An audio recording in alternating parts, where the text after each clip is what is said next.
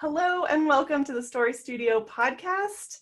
This week, yet again, myself and Bonnie, and now joined by Niney from our studio, have taken over the show to interview the guys. Last week, we interviewed Dave. Niney wasn't able to join us last week. We had a hilarious bunch of technological errors, which is always Niney's Achilles heel. And this week, we are back with Johnny B Truant as our guest.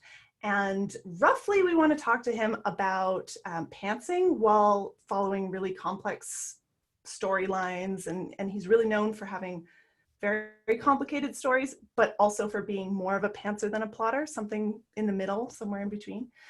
So Johnny, thank you for being our guest. Oh, yes. Oh, long-time listener.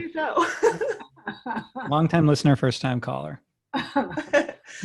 So why don't you kick it off by just telling us the very brief version of your story of how you got into the indie publishing industry? I have always wanted to be a writer. I don't know if you've done Sean's interview yet, but I know from the past that he's sort of like, well, you know, it was one vehicle that he, a little later in life than me, that he kind of got into, and it was like he was interested in the entrepreneurism and creativity, and then he got into writing. I was your classic, like I wanted to write from the beginning.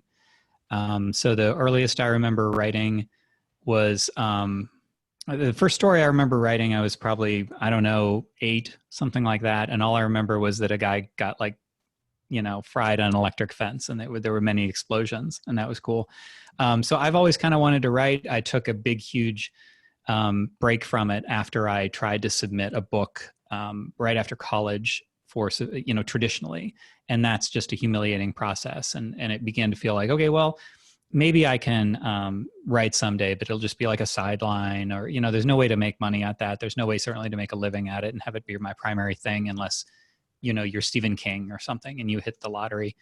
And then I came to this after I was blogging for a while, and I knew Sean sort of in internet circles the way that people online know each other. We both wrote for the same site. And we met at a Blog World event, and I started talking to Sean. And then in the way that these things sort of happen, he knew me when he was looking to do a publicity tour for Yesterday's Gone, which was an ill-fated thing that you can discuss another time. But I interviewed him about his and Dave's adventures in indie publishing, and something about the way that Sean uniquely did approach this, which is it's creative, but it was it had a business sort of structure to it. So the idea of their original thing, which was 6 individual episodes of Yesterday's Gone, and then they sold a bundle, and it was this little funnel, and there were mailing lists involved. It made logical sense to me in a way that traditional didn't, because that was like a crapshoot. That was like, just flipping a coin a million times and hoping it came up heads every single time, or something like that, or winning the lottery. And so I understood that this was the sort of thing that I could definitely publish a book, and maybe it would be successful, maybe it wouldn't, but you could build on success. Whereas with traditional publishing, you didn't get that first success for a lot of people because they would never say yes. And I can only build on success. I don't like to fail, adjust with no light at the end of the tunnel. I want to be able to see some incremental improvement. And so once I got into it, then it was like, okay, well, all bets are off. And in the way that I usually do these things, I then abandoned everything else that I was doing and went whole hog into writing. And here we are. And that was probably about 8-9 years ago, I think, when I officially started to do that. And how long did it take you then from when you first started writing to finding your sweet spot in terms of the sort of plotting versus pantsing? Because I'm sure it wasn't something that you innately knew, but was it after multiple projects, after a couple of years, or when did that happen along the timeline? Well, I was a pretty strict pantser. And what that ended up meaning was that I had a whole bunch of, I think that I had 4 short stories finished before I wrote a book when I left college and I went into grad school. It was really kind of crappy time, and writing was my escape. Writing, and that book felt like it just needed to come out. And I think that that's the reason that I was able to get that book finished, is because it just needed to get finished. Like I needed internally to do it. And it was this long wandering thing that I then cut down by probably half to make it the length that it was. So this is my way of saying that my original method of pantsing only worked when it like had to work, i.e. that one single time. And then I had written some other short stories, and that's all I could get out, just like a few little short stories in a book. But I always wanted to write novels. So it was really, really frustrating to have a really good idea, what I thought was a good idea, to begin exploring it, and then to just die and just be like, okay, well, I don't know what to do. My characters always ended up standing around looking at each other and saying, shrugging like, well, what are we going to do now? And so that was the way that I originally wrote. It was the way that I wrote my first book. And only after I met Sean and Dave and got on the podcast and kind of got that osmosis thing where you're the proximity to people doing what you want to do inspires you to do it in this weird metaphysical sort of way. And so then I wrote Fat Vampire, which was also entirely pantsed. But looking back on it, the only reason that I was able to finish that was because it was such a familiar story. Like the vampire story in any of its forms is really, really straightforward. Like the beats are things that people in our culture just know, right? Okay, ordinary person gets in some sort of a fight, gets bitten or something like that. They're left for dead. They discover these new abilities. They have to feed. Like I knew that. And so it was almost like having an outline without having an outline. And after that, my sophomore effort, because the first one didn't feel like it really counted, Fat Vampire felt like the first, they were just ridiculous. I couldn't get anything to happen. I couldn't even write the sequel to Fat Vampire. I didn't plan on having a sequel originally. And just beating my head against the wall of like, why won't anything happen? When I had finished a book, I thought, well, okay, I can do it again. Well, I couldn't do it again because it was purely pantsed. What was am I going in the right direction? I forget what the question was. Where am I supposed to go? Yeah, figure out like how you discovered, where you fall on the sort of pantsing to plotting line, which I mean, I suppose is worth taking a second to say what it is in case the odd listener doesn't happen to know what those terms. Pantsing would be where you just are writing a story kind of by the seat of your pants and just writing whatever comes to you next. Of course, then plotting would be plotting and planning out your story in advance. And I think that's kind of what's always been interesting about you, Johnny, is that you are, at heart, you're a pantser. That's what you seem to enjoy the most. Mm-hmm. Yet your stories are some of the most complex that our studio puts out. So it's like figuring out how you do that, I think is what we want to dig into. So understanding how you learn about yourself, I think is really what we want to get to in talking about the past books and the timeline that you went through. Okay. Do you want me to continue? Because Bonnie had a question too, and then Nani where do you want me to go? Yeah, let's get some questions. I think in terms of like maybe clarifying a little bit, I think it would be really interesting to understand as someone who is a pantser, and you kind of go out and you interact with all these other writers and you hear other people talking about how they work. How do you navigate your relationship with structure? Like, how did you decide, okay, these are the things I can learn, or these are the things I don't want to pay attention to? Can you talk a little bit about how you kind of defined yourself as a pantser, or how you saw your relationship to your craft? Well, I think that this is we talk about writers needing to know thyself.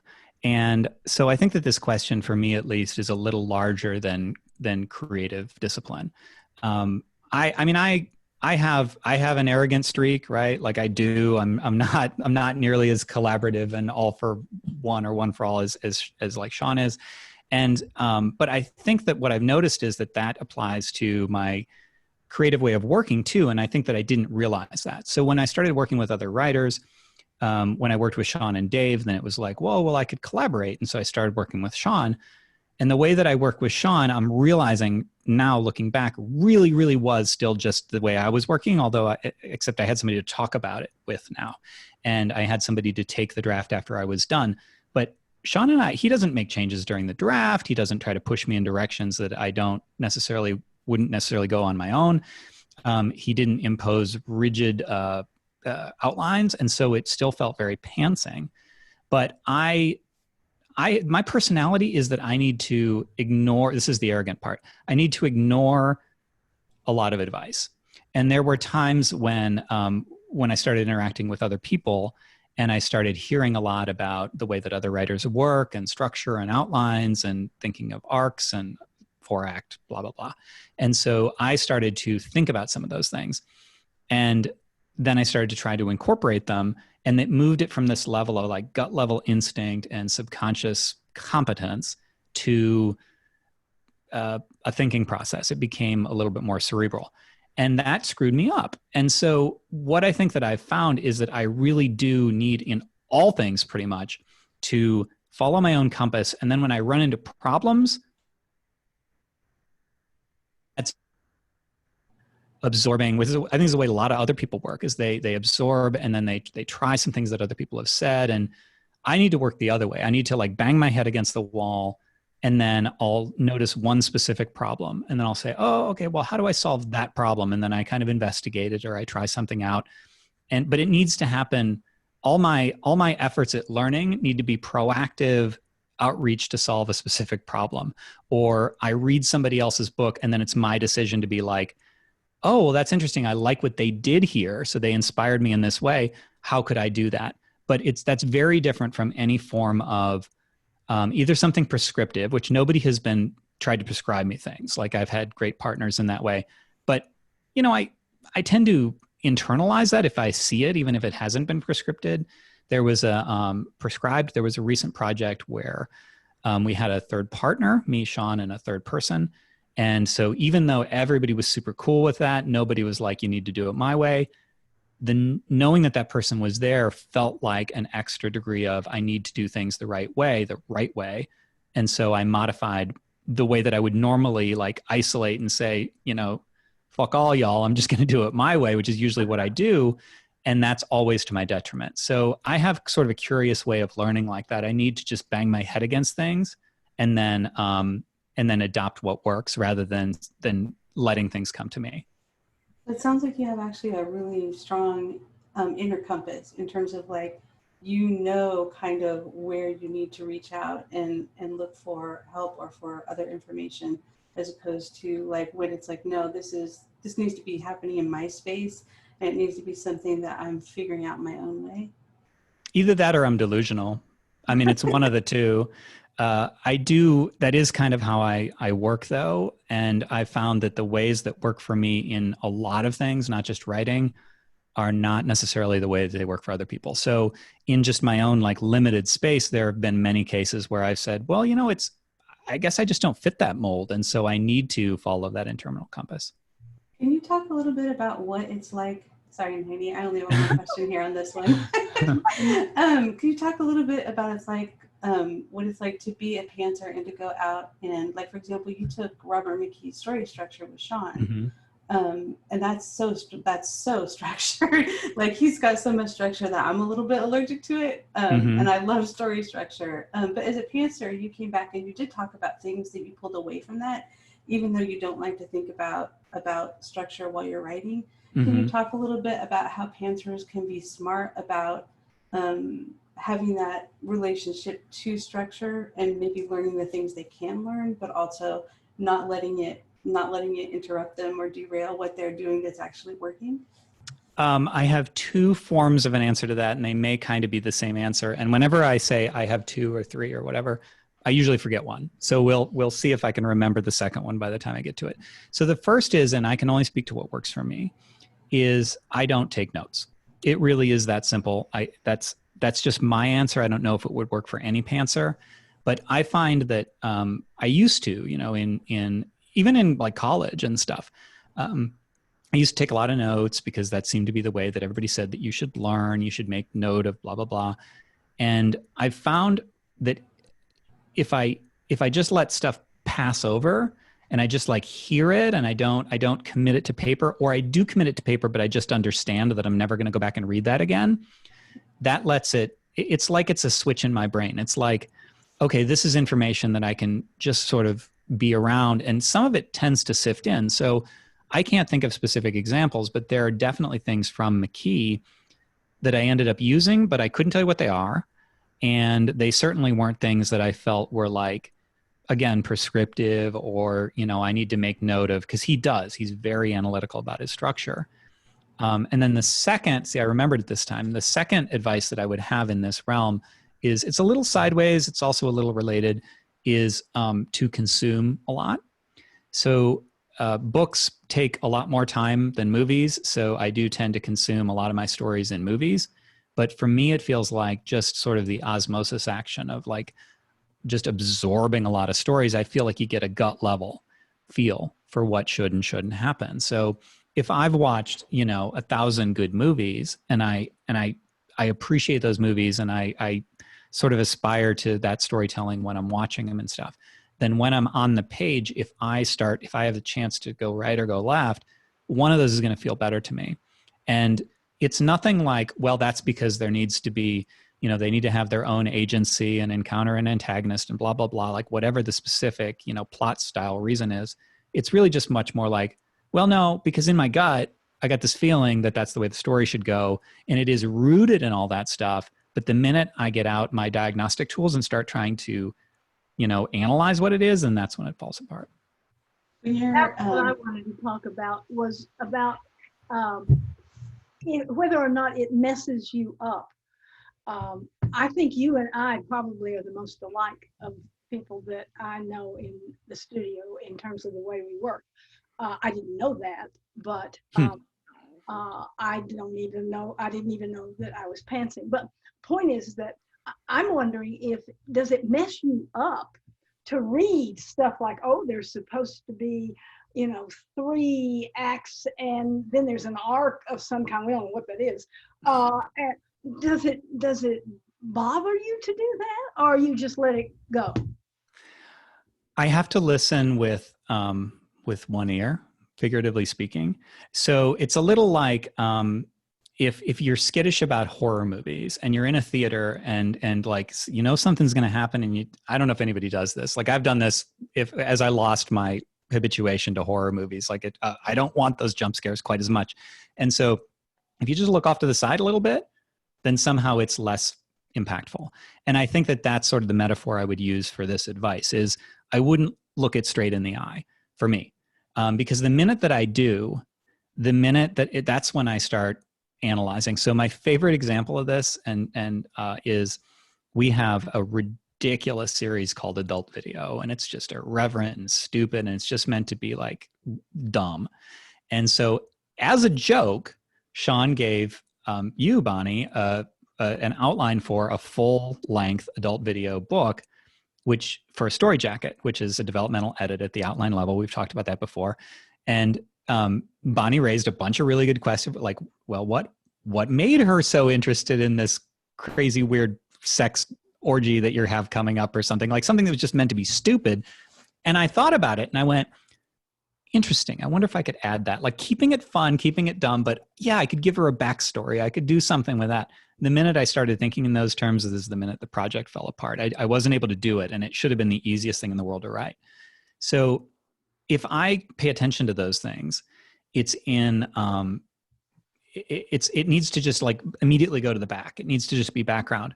So for instance, one of my favorite tropes is, and there's probably a name for this, and Bonnie probably knows it, is when the cavalry comes at the very last moment and like saves the day. And it usually has something to do with nobility or so like there's a scene. Has anybody seen A Knight's Tale with Heath Ledger? Anybody? Okay. Well, I'm about to spoil something. This is too bad, but this is one of my favorite examples of it. So again, if you don't want spoilers for A Knight's Tale, then don't listen to this. So Heath Ledger plays a commoner. It's back in the like swords and jousting sort of days. And he plays a commoner who wants to compete in a joust competition, but only nobility is supposed to compete. And so he forges papers and competes as nobility. He does really, really well. And then they find him out. And so at the toward the end of the movie, right, the like dark night of the soul basically is when they put him in stocks and people are like throwing shit at him. And then there's this moment where King Edward, who he had jousted earlier, who was trying to pretend to be a commoner.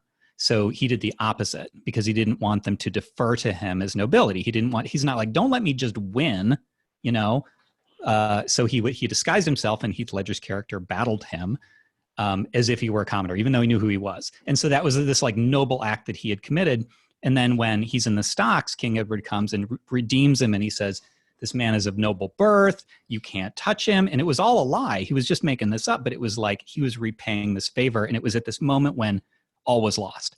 And so that trope of like in Return of the King, it's when the army comes down the hill after the citadel is lost. Those moments are amazing to me.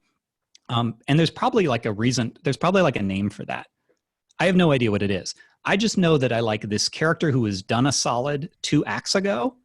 I want them to come back at the end at this moment and show some like real grit and nobility. But that's just a gut level thing. And so I'm not thinking about what is the structure there? What is the reason? Oh, I need to do this. I'm just like, oh man, I really love that. What about that guy back there? He should make a return and he should stand up for what's right when it matters. I don't know what the name of that trope is, but it's also like the Han Solo moment, right? And it's actually really, it's really earned by the protagonist, because the reason, for example, Han Solo comes back is that for the entire movie, Luke's been trying to get him to think about other people instead of himself, right? And so it's actually a triumph for the protagonist if the person he's been trying to save actually does get redeemed at the end of the movie or does get motivated to do the right thing. And I don't know what the name of that is either, but that's also something I really love in fiction. Well, it's very thematic. Like it, even if it doesn't have a structure thing, it's about, so in the Heath Ledger example, it's about nobility being about more than noble birth. Like that's really what that is. That's really like you are a noble soul because you do the right things. And so you see that be punished earlier on. And then you see that's the thing that saves them. And so I could see a lot of like essays being written like literarily on what that means and themes. And I'm just like, no, it just feels right. I just love that moment. So do you think that a lot of the structure that maybe, or how you handle some of the structure in your stories, because they do have great structure, even though you're not consciously following them. Do you think that maybe you use tropes or story types that you like as sort of kind of a, to structure different parts of the story? Maybe. I don't know that this is quite the right answer, but I borrow very liberally from stories and tropes that I like. And I do it in what I believe is a transparent way. I just did it this morning and I can't remember what it is. But like, you know how we'll, in a story meeting, sometimes we'll say, okay, it's like that moment when Han Solo comes back with the Falcon. But I would be, and I haven't done this, but I would be more likely to have somebody come back and then somebody makes a reference to it being like when Han Solo comes back in that. So it's like I look it right in the eye. And I'm always borrowing from, let's say, 20 years past pop culture. I'm not a big fan of current pop culture, but I really like the pop culture from like, say, 20, 30 years ago. And so those things I think are getting their homage almost accidentally just because I'm interested in them. And I would tend to borrow sort of the structure of them as well, because you can't have the Han Solo moment without that being like, that's not really a moment that needs to be set up. That's an arc. Could we Doesn't it set up itself sometimes? I'm sorry? For a pantser, doesn't it set itself up sometimes and you don't even realize that it was happening? It's like, oh, yes, he's coming back. Yes. And I do that all the time, Niney. So one of the things that I do, and this is a little bit of chicken and the egg, is that I will get to a point in a story where I've either accidentally or intentionally painted myself into a corner. So I actually really, really like the idea of creating a situation that cannot be escaped from. I know there have been a few times when we basically said, how can we make this situation inescapable? Make sure you're painted really firmly into the corner.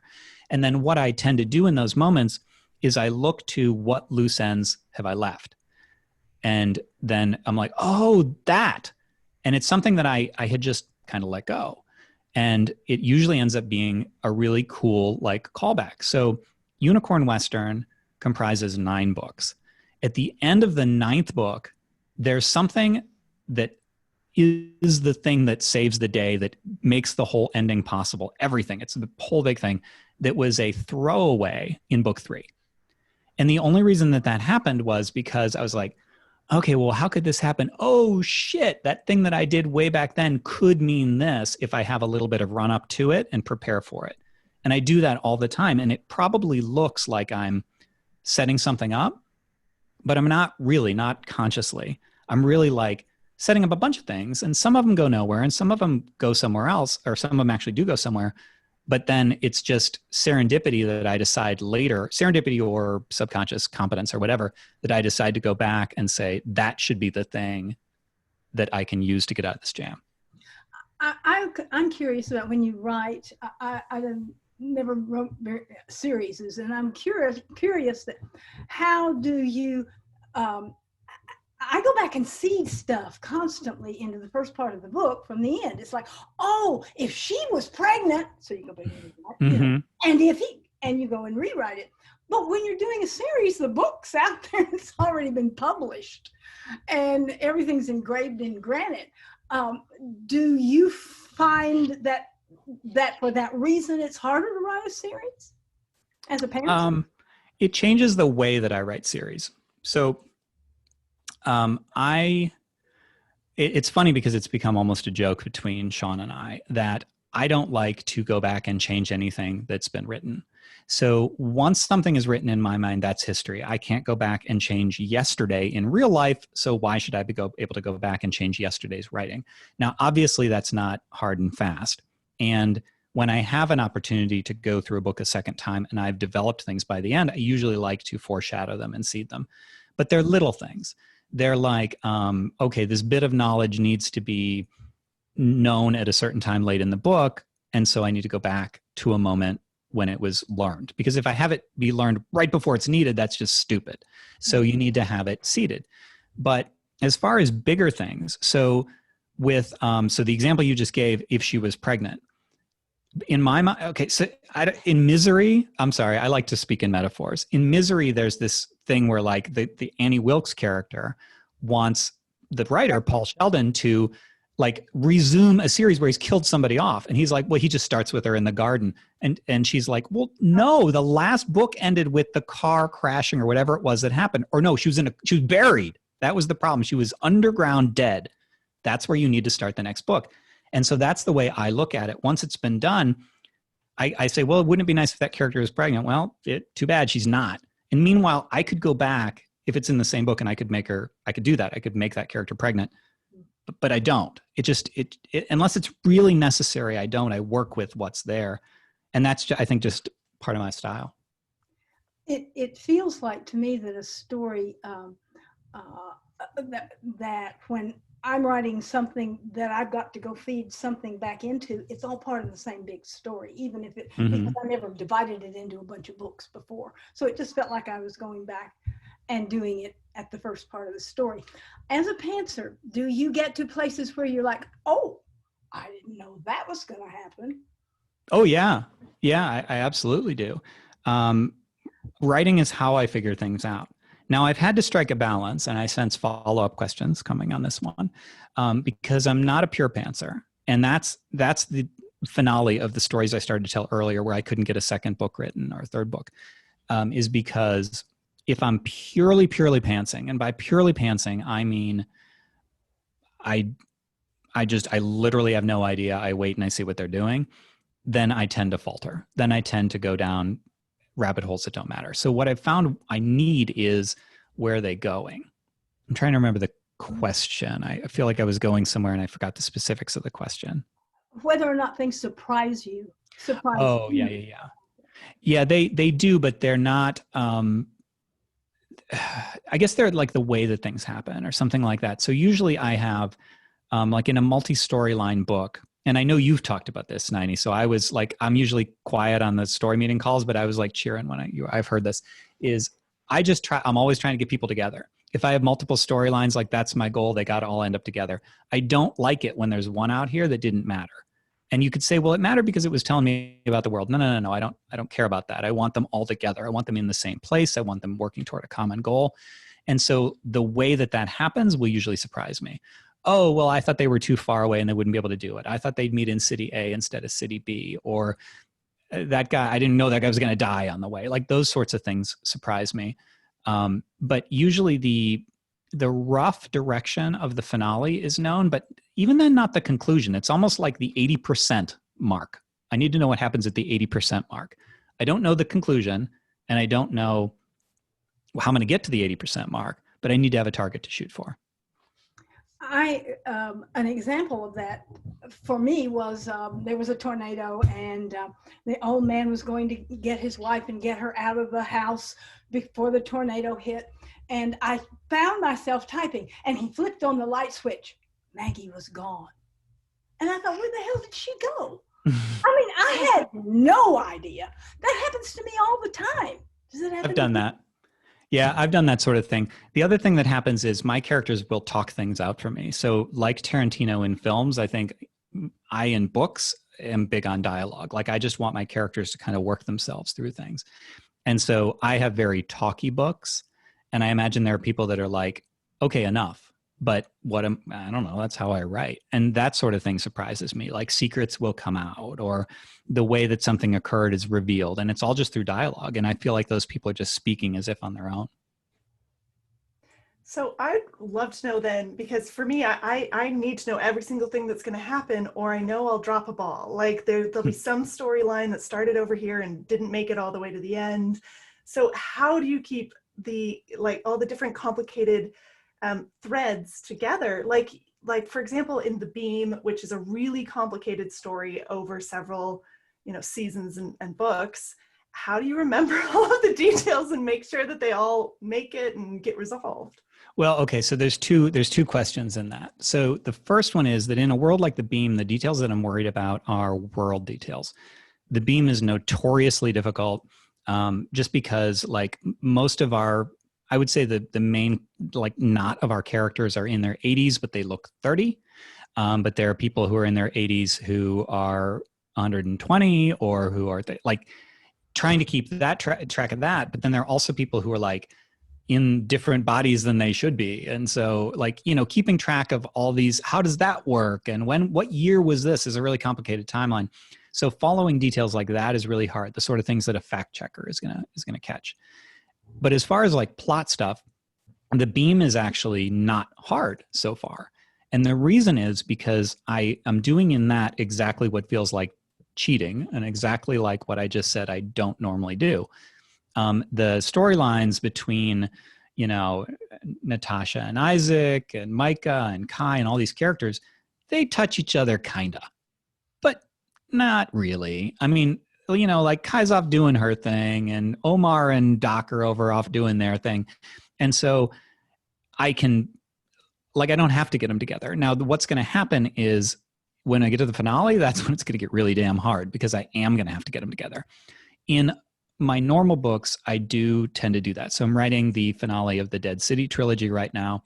And one of the things that I kind of insisted on is there is one storyline that doesn't have to intersect with the others, but the rest all have to mean something. Otherwise, they feel pointless to me. Like, why am I telling these stories if they're not related? And so the way that I tend to do that is I keep a running list of just like quick reminders below my current block of text. So if I've written 10 chapters and I'm writing the 11th, then at the bottom of the 11th chapter below what I'm currently writing, like I hit return a few times, and then there's just a string of notes that the newest ones are at the top, the oldest and totally irrelevant ones by the end are at the bottom. So if I need to think something out, I'll do it in that space. So for instance, if I have somebody who just learned something and the chapter ended with like a discovery, then I'll make a note, XYZ person just figured this out, or XYZ person was told this, something that I might forget. So somebody got a phone call from a higher up that insisted that they do this, even though they wanted to do this, and they need to lie to everybody and say they're doing this third thing. So those sorts of things, I'll just literally just write a sentence below. So I'll have sentence. It gets really messy. And I only scan the top. I used to every once in a while go through and read them all, but I've just learned that the ones at the bottom are irrelevant because they're the oldest ones. And I don't erase them either. Usually at the end I have to clean them up. But it's just like, it's like keeping tabs on things. It feels to me like plate spinning. So if you're spinning plates, not that I've ever spun plates, you just kind of wait and say, well, that one's wobbling over there, and then go hit it a few times. And I just have to kind of keep moving between my various things and saying, okay, well, here's this person that was in this crisis. Let me solve that a little bit. And then that's fresher in my mind, but I need to go refresh my mind about this person. Oh yeah, that person needs to come over here. And so it's this very loose, like quick little reminder system. Like I have a mention that I've made a few times and I haven't done much yet with, and I know I'm going to need it later. And it's this drug called Benephage. And so I just have one word, benephage. And like, I'm going to see that and go, oh, that's right. I don't know whether I'm going to see it on Monday or 2 weeks from now. I don't know when I'm going to see it, but at some point I'm going to go, oh, that's right. I gotta bring that back in. And so it always feels to me like controlled chaos, where all I'm doing is just trying to tuck in the corners of this storyline, and groom them toward each other rather than having a plan as to how they're going to get together. I just keep nudging them.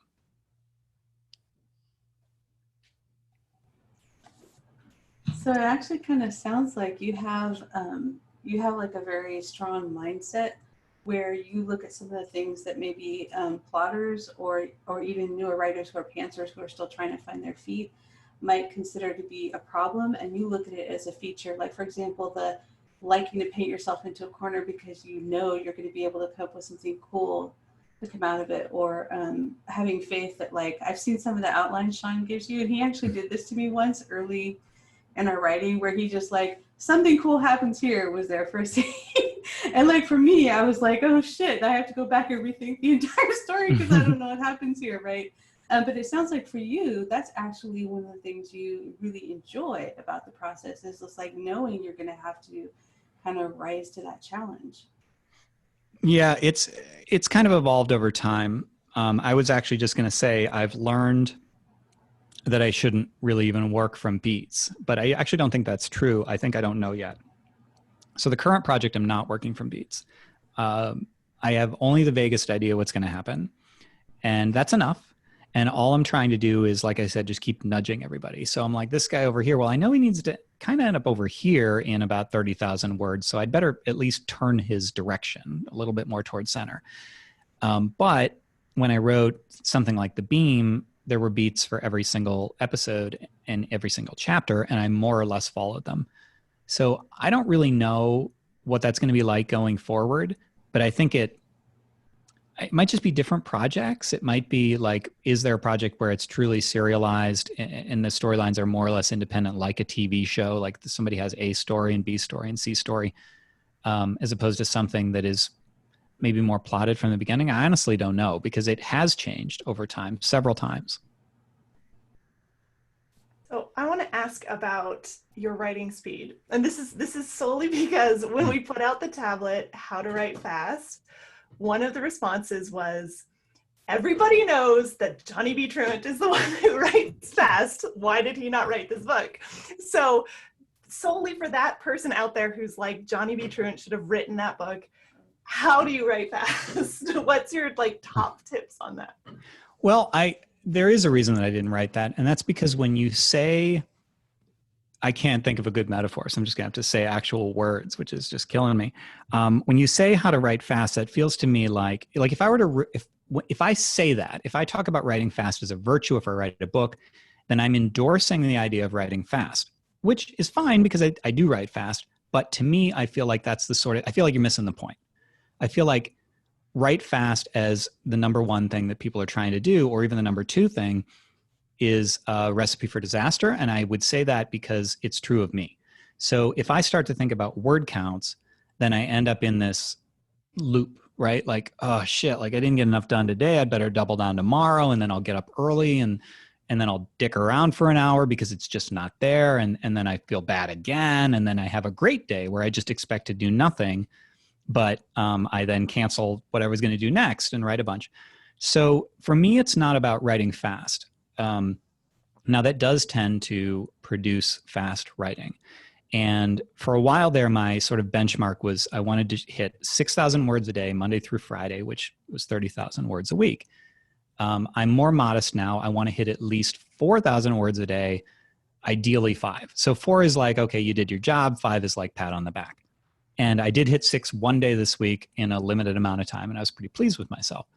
So I'm amassing larger volumes of words, but to me, it's about flow versus not flow. When I am in flow, when things feel good, I write fast. Action scenes are that way, scenes where just a bunch of things are kind of happening fast, and there's physical description of things that I can go through. They turn here, they turn there, they did encounter this. Even chapters where I don't know what's going to happen, but I just know something, do some really crazy, weird shit here and get there. And then I'll have these metaphysical chapters that end up reading pretty well. But that's all about flow. it's not about trying to hit a word count. And actually, it's the other way around sometimes. So if I have a chapter, I can't even tell you how many times I've written myself a note. So the end of the day, do this chapter next. You haven't gotten to it for 3 days because you keep writing long chapters. Write this one, and it's got to be short. You know, I mean, I don't berate myself that much, but it's like I do write things down like, keep it short already, damn it. Like I've written that sort of thing to myself all the time. And then it's a 6,000 word chapter. And so it isn't always great to write more. Now when that happens, it's almost always good work because I write fast when I'm doing well, and I write less when I'm not in flow and not feeling it. So my long-winded answer here is that writing fast is, to me, it's looking at the wrong metric. I would look at how to get into flow. And I would say, you get in flow, and if you want words to, at least for me, like the words happen then as a byproduct. When you are in flow, or when you're doing pantsing, is it like you're watching a movie? Yeah, very much. And the way that I've described it to people is I say, I'm not really determining things to happen. It's like I'm watching a movie and recording what happens. I'm just describing it. Yeah, dialogue that's really well done. I'm just transcribing. These people are talking, and I'm trying to type fast enough to get down everything they say. But that happens in flow. It doesn't happen all the time. Yeah, and my characters are bitchy too. Like they'll say things, and I'm like, oh, I can't believe they just said that. You know, like those things surprise me. And it's wonderful when they surprise me, because if I don't know what's going to happen, then my reader's sure as hell not going to know what's going to happen. So it sounds like all of this really is about like understanding yourself and trusting in your own process once you have that understanding, and then like allowing it to be what it is.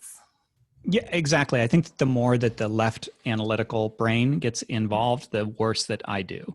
And so to me, that's meant, it's meant a lot of things. So part of it is just getting comfortable with what it is that I do that is voice, not right or wrong. So I can't remember. I made up a word the other day that wasn't even remotely a word. It just felt right at the time. Things that are just sort of feel colloquial, like something that somebody might think, but that isn't correct, like grammatically correct, technically correct. And so getting out of my own way and letting myself use some of that language, giving myself permission to, I have made references to RoboCop for some reason in several books. And so understanding that, like, yeah, that's weird, but okay, I guess that's part of who I am. It really is know thyself, because then I don't stop at all those things. Those things don't slow me down, because I'm just a little bit more aware of what it is to be me, right? Like to create these sentences that don't even make sense as they're coming out of my head, but I read them back. Like I'm reading The Beam right now because we're going to finish that series. And there are entire sections that I'm like, what the hell? Where did this come from? Like, I don't remember writing it. Some of the technological things, I'm like, okay, this is all bullshit. I'm totally making it up, but it sounds about right. Like, it sounds like I'm an engineer in the future. And so I think that's just like, it's more about knowing what not to stop myself from doing, if that makes any sense. And what about the collaborative process? Because you write some works on your own, some you're in collaboration with Sean. And so how does that, is there a difference from project to project in terms of how you approach it? Yeah, there is. It's interesting because the way that Sean and I collaborate is as non-collaborative as a collaborative project can be. And what I mean by that is, and I say that in the most affectionate way, it's not like collaboration sucks by my metric, and so therefore this is good. But what I do mean is that I write the first draft from beginning to end. Not once have I worked with anybody where I haven't written the first draft. I wouldn't want to. Like, I don't want to write outlines. I don't particularly like editing unless it's something that I wrote the first draft of, and even then I do it under protest sometimes. So to me, the collaboration, the way that Sean and I do it, is like, take the part that you like best and that you are best at, i.e. drafting, and that's all you have to do. And so it's really about removing the stuff that I don't want to do and less about changing the way that we work. And the other way that's really, really helpful is that the way that Sean and I are currently writing this Dead City trilogy that I I really like it, and I hope we can continue doing it, is I don't write every day. I write Monday through Friday. I need that cycle. But during this project, I've been writing Tuesday through Friday on the main work. And on Monday, I write something else. So in this case, it's fussing with a screenplay. And the reason that we're doing it that way is because I write through the end of the week. So I finished my words today. It's Friday. And then I close the file. And then Sean is going to, because he does work 7 days a week, over the weekend, he reviews it. He gets caught up. He does some sort of first pass editing. I don't know what he's doing as far as that's concerned, but he learns the story. And so that Monday afternoon, he and I have a meeting. And so that means that Monday morning, I don't even try to write without him. I wait until he's read everything. And so we're both on exactly the same page. And then Monday afternoons, we discuss, we have our story meeting. I get a bunch of ideas, and then I go back Tuesday and I write Tuesday through Friday. And I really like that. And what that does is I'm good at responding to people. So in a meeting, if somebody gives me something, I'm good at replying to it. I'm less good at, I think this should happen, like volunteering it out of nothing. And so when we have our meetings, I can say, okay, well, I had he reads my little notes to myself too. And so I'll say like, okay, well, so I didn't know how to get that person out of this jam. And we'll talk about that. Or, hey, I just kind of have Bobby over here doing things, but what do you think he wants? Like, what do you think his goals are? And then we'll talk about that. And that'll spin off side discussions. Okay, well, remember we needed this thing. And so that gives me that back and forth. And that is also super valuable. So in addition to handling the parts of the process that I don't like as much and that I'm not as good at, the other thing that the collaborative process gives me is that, let's say, sped up or increased efficiency of brainstorming, because on my own, it's much harder. Like I'm hitting a ball against a wall and the wall's not always hitting it back. Whereas Sean is always like, well, what if you did this? What if you did that? And I'm still very much, I don't want to say in control because that makes it sound one-sided, but it is. I mean, the ideas are mine to accept or reject. And the way that Sean works is very compatible with that. So if he were precious and he were like, no, I think you should go this way, then it wouldn't work. But what he'll do is well, what if you did this? I don't know about that. What if you did this? I don't know about that. What if you did this? Oh, we could do this version of that. And then that ends up becoming something. So it's like he gives me a bouquet of options and then we refine the ones that work. And that really works well for me. Awesome. Well, I think that's about what we've got time for. So thank you so much, Johnny. This was really fascinating. Like I learned stuff about you that I never knew. I've been listening to the podcast for a while. You're welcome. It's fun. Yeah, thanks for letting us take over the show and for giving such great answers. And thank you, audience members, for listening. This has been the Story Studio podcast. And next week, it will still be myself and Bonnie, Niney. I have that problem with Johnny and Sean too. And we'll be interviewing Sean. So thanks for putting up with us. And after next week, you'll have the guys back hosting as usual. Bye, everybody. Bye. Bye. I like learning that I'm a lot like 90. How about that? The Bonnie and 90